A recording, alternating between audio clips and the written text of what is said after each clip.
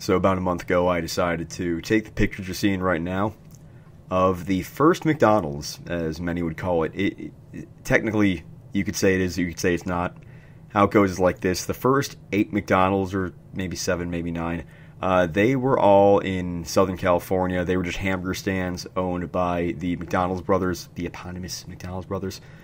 Then Ray Kroc bought the concept, moved it over to our neck of the woods, and he tweaked it from being more of a hamburger stand to being more emphasis on quick service. Hence, he invented fast food and did it right there.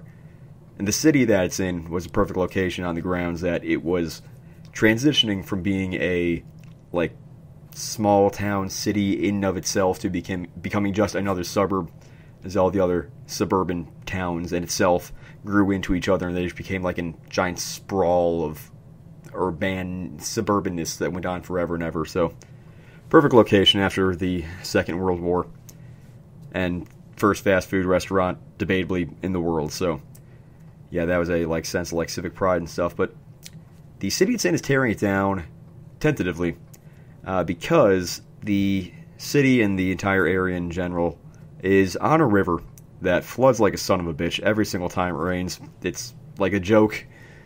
I'm going to steal a joke. So I was reading through some posts that was like ripping on all the suburbs of our area, and they skipped the one that the location's in.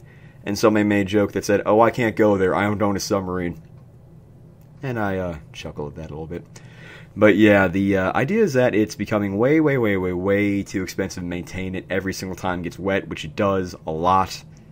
Not helped by the fact that the richer communities upriver put levees and shit on their part of the river, so it floods even worse down there, where the McDonald's in that town is. Pardon me, city, it's a city. I could see that the audio on Audacity is spiking up because I'm getting so passionate. Anyway, I took those photos in late November. The announcement was in November that they would be tearing the place down in December. They said in November. They do it in December. It's almost the end of December now. It's still there, and it's been snowing a freaking lot lately, so I don't think they're going to get it done by New Year's. It's going to finally get into tolerable temperatures again on like the 7th, I think, looking at the forecast. But yeah, it's still there. I took my photos anyway, and you know what? I'm just going to say it. I think I'm a pretty decent amateur photographer. Not professional level, I'm not going to say that, but fuck you, I can make a decent photo. Some of these are framed very well, and I'm proud of myself. Granted, there's one you're going to see where it's like I had to block out the sun because all the actual building was in contrast because I did it at sunset like a dumbass, but yeah, nice photos. But anyway, the thing about this fucking McDonald's is I felt such like such a dork going and taking photos of it.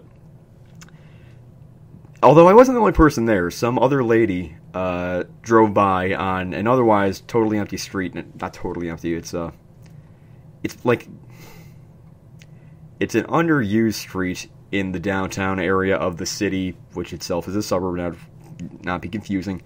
Like it gets circumvented by a couple of major other roads and stuff. And yeah, one car came down, parked at a bank or something next door. Lady got out, took some photos while I was there, and then she fucked off while I was still there, so I guess I took more photos than her. But yeah, I still felt so self-conscious about it, because why am I memorializing a fucking McDonald's? That's the most fat person American thing to do. But you know what, I'm glad I did, because in this weird sort of way, it's like this weird sense of pride, as aforementioned, that it's here of all places that an entire worldwide concept like fast food sprang through. Granted, it's a very controversial thing. Some would say it's downright insidious, but at least it's not a fucking Confederate war statue that we're trying to preserve. That said, there's this suburb that's like northwest of us, way, way, way out in the fucking boonies. The suburb is home to an auto museum, and that's it. It's a really weird suburb. It's like there's that, and then like 5 houses where some people live, and it's like there's no actual village. Anyway, the auto museum wants to possibly buy up the building and move it up there. How they're going to do that, I don't know. That's how that's going to work. But I just felt this weird nostalgia for a place that had been gone for my entire fucking lifetime. The restaurant itself went under in like the late 80s, I think, or the early 80s, sometime in the 1980s. They built a modern-ish one across the street, and that's the location I grew up on. In fact, there's actually a... this is a very sensitive microphone. You can actually see a little model of the original one in the McDonald's across the street. That is the still operating one. The one that once denied me for a fucking job interview because I told them their face they're not supposed to actually check references. It's a fucking formality. Then I find out that McDonald's does check references because a lot of fucking convicts apply to them. Anyway, so yeah, it was torn down and then rebuilt into a museum-type form in the 80s, and that's what's been there ever since. But apparently as soon as I showed up, it started deteriorating. Like, I remember as a little kid, I went inside once. It was still, you can go inside it still back then, and it was you can go inside on weekdays in the summer, I think. Yeah, weekdays from Memorial Day through Labor Day, and for like 5 hours a day it was open. My dad took me, and there was like, it wasn't long enough to be a tour, so I'll call him like a docent or something, and he like showed everyone how the restaurant worked and stuff, and I did not remember a single word he said because I was so hung up on the fucking creepy, lifeless mannequin staring lifelessly out the window. I was really fucking terrified of the paranormal back then as a little kid. I was like 5, 6? So this would have been like 2000, 1999, 2001, sometime around then. Anyway, so yeah, apparently somewhere along the line they closed off the inside part and you could still go to the museum, air quotes, you can't see them doing air quotes, why am I fucking doing them? You could still like go around the property. It was like they had the gates open. In fact, I know when I was there as a little kid, they had some classic cars in the parking lot. They may have moved. I know they moved those at some point, because they're certainly not fucking in the photos you could see. I don't know when they got rid of those, though. They suddenly weren't there one day, and I just noticed one day. So, yeah. It's a little bit nostalgia, also a bit of weird, perverse pride. That's why I call it perverse pride, because the city that it's in does not have much to speak of, and it was a real city, like a...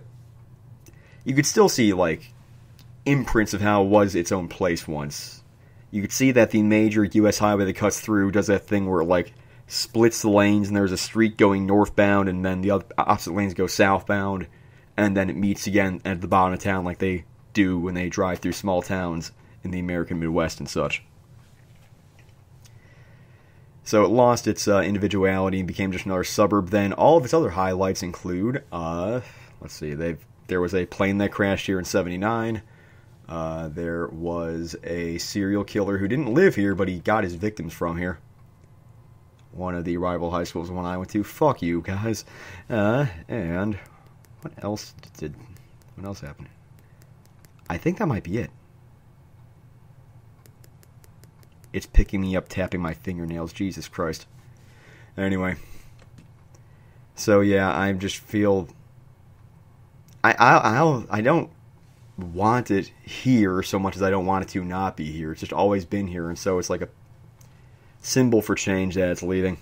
I feel weird and gross commemorating a fucking McDonald's, but you know what? I don't. I'd feel even worse if I didn't feel that way, if that makes sense. And then we got this son of a bitch. This is what many would call the rock and roll McDonald's. It will not be known as that for much longer, except in the hearts of those who believe. So the story goes like this for this one. This one is technically the 50th McDonald's. I think its location number is like 00050 and all. But it wasn't always like this. First it was a regular-sized one that just had some plaques saying, hey, this is the 50th McDonald's.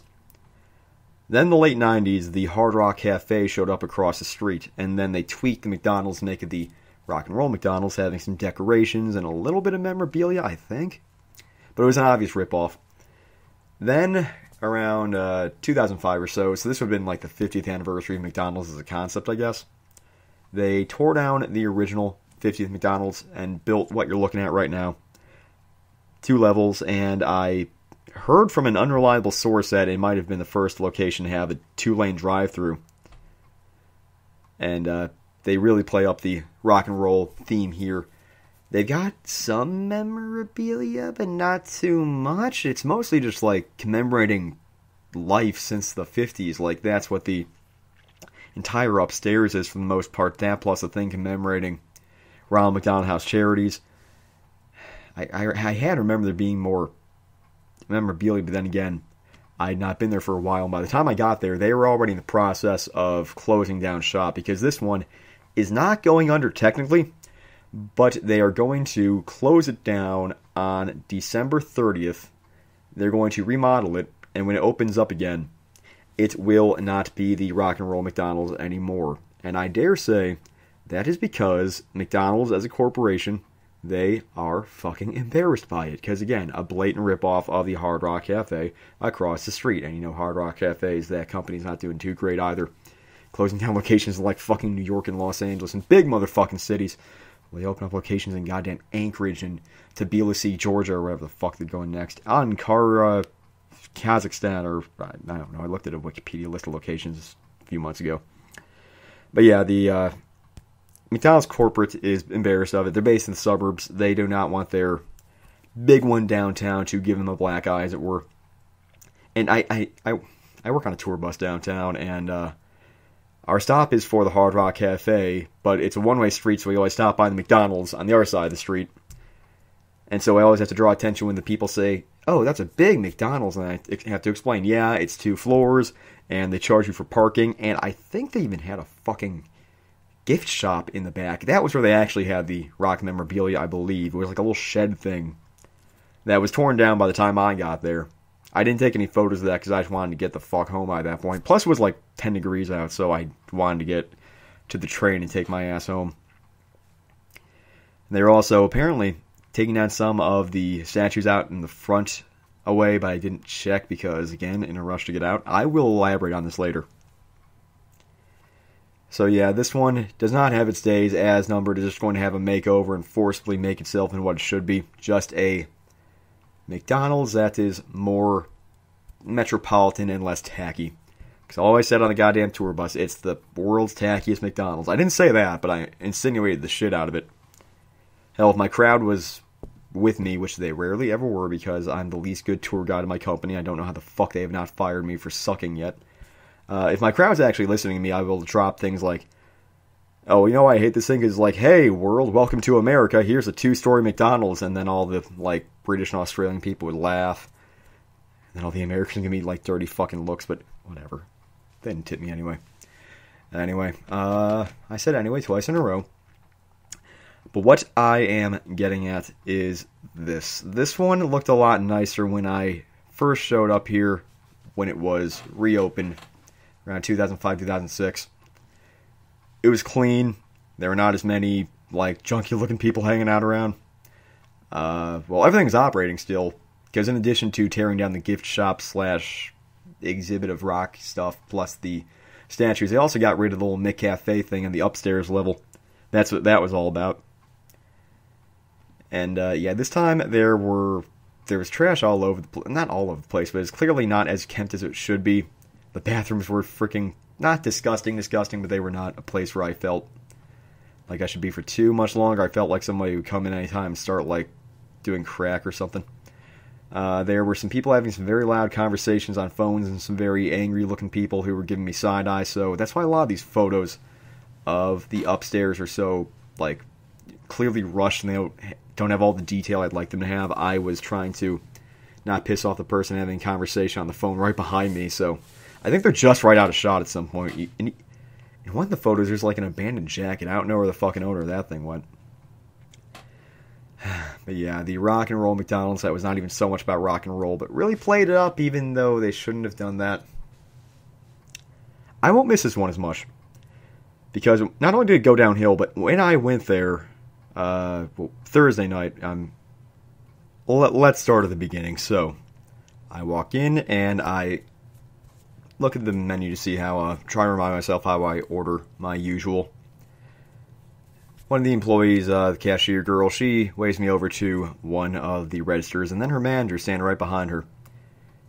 The manager. At the time, I thought he was just cursed by God and angry about it. The more I think about it now, he might have been special needs or something, and he just got his promotion because of seniority, I guess.